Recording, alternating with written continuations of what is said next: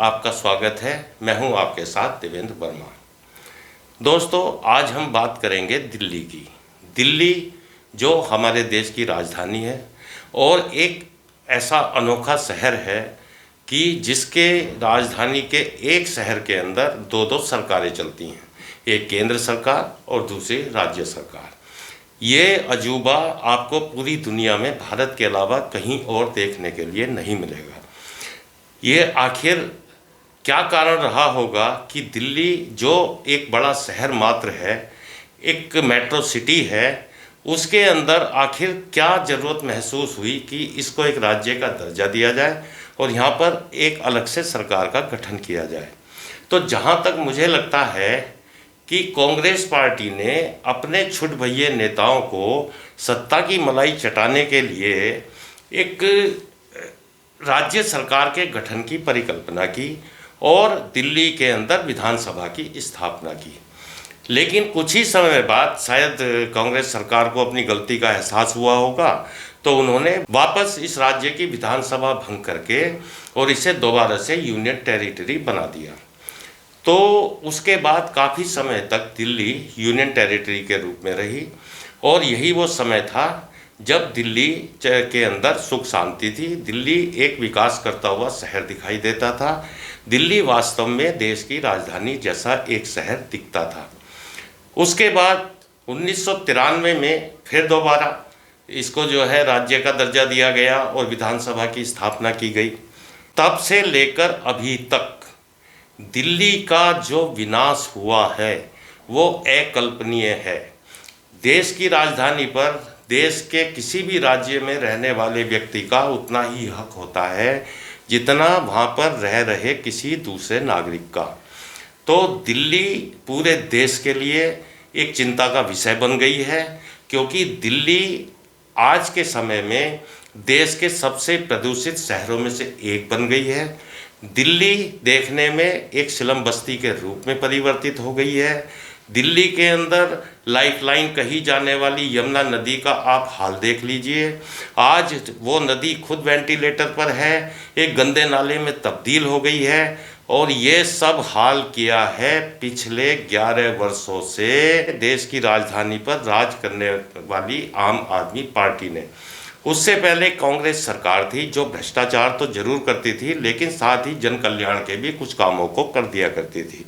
उसके उलट जब से ये आम आदमी पार्टी दिल्ली की सत्ता में आई है, इसने केवल और केवल मुफ्तखोरी कराने के अपने एजेंडे के तहत एक अपना ऐसा वोटर वर्ग तैयार कर लिया है कि चाहे ये दिल्ली को किसी भी हालत में ले जाकर छोड़ दें, चाहे ये दिल्ली का कितना ही सत्यानाश कर दें, लेकिन इनका वो कमिटेड वोटर, वो मुफ्तखोरी की स्कीमों को पसंद करने वाला वोटर इनके पीछे एक चट्टान की तरह आज भी खड़ा हुआ है। दिल्ली में चुनाव समाप्त हो चुके हैं, एग्जिट पोल्स आ गए हैं।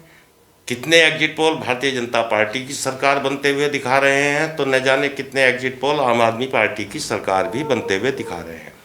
अब सरकार कौन पार्टी बनाएगी ये तो मुझे नहीं पता, लेकिन मैं इतना ज़रूर कह सकता हूँ कि दिल्ली को किसी राज्य सरकार की ज़रूरत नहीं है।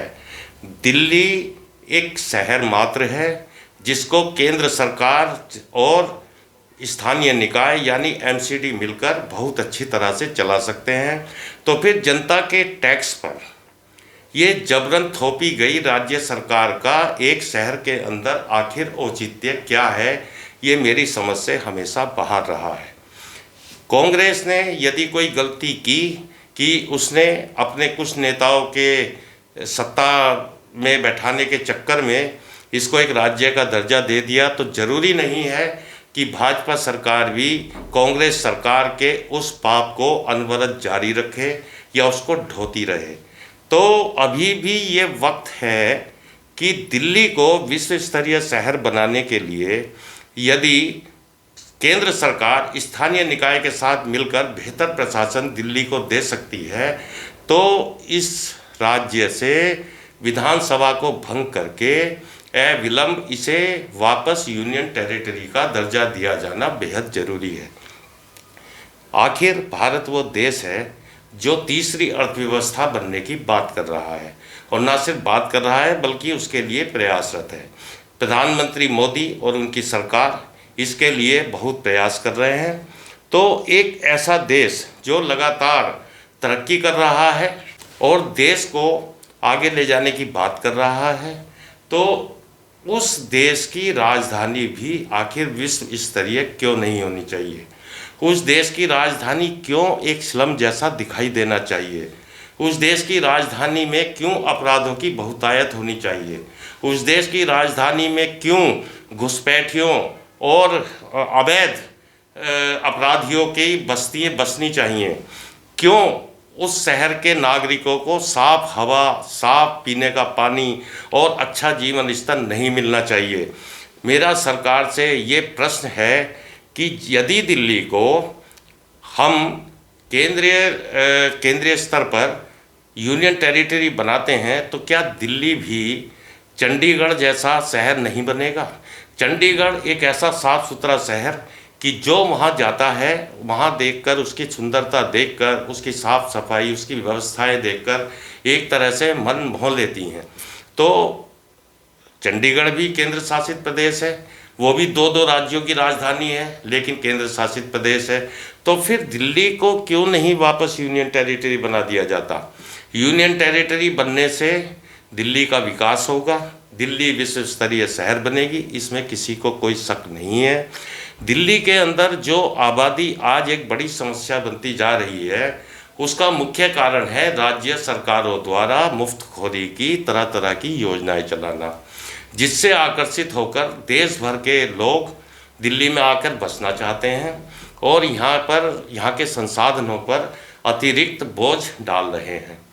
तो अब केंद्र सरकार से मेरा ये निवेदन है कि दिल्ली की स्थिति को देखते हुए अविलंब इसको यूनियन टेरिटरी का दर्जा दे, और कांग्रेस ने जो गलतियां की हैं या कांग्रेस ने जो षड्यंत्र इस देश की राजधानी के साथ किए हैं, उनका पटाक्षेप करे और इसको एक विश्व स्तरीय शहर बनाने के लिए अपना सर्वस्व झोंक दे और दिल्ली के नागरिकों को और साथ ही देश के सभी नागरिकों को इस गर्व की अनुभूति कराए कि दिल्ली जो मेरे देश की राजधानी है, वो राजधानी आज एक विश्व स्तरीय शहर है, जिसे देखने के लिए दुनिया भर से लोग आते हैं, दुनिया भर से सैलानी आते हैं और उसकी खूबसूरती से मोहित होकर देश की तारीफ करते हुए जाते हैं।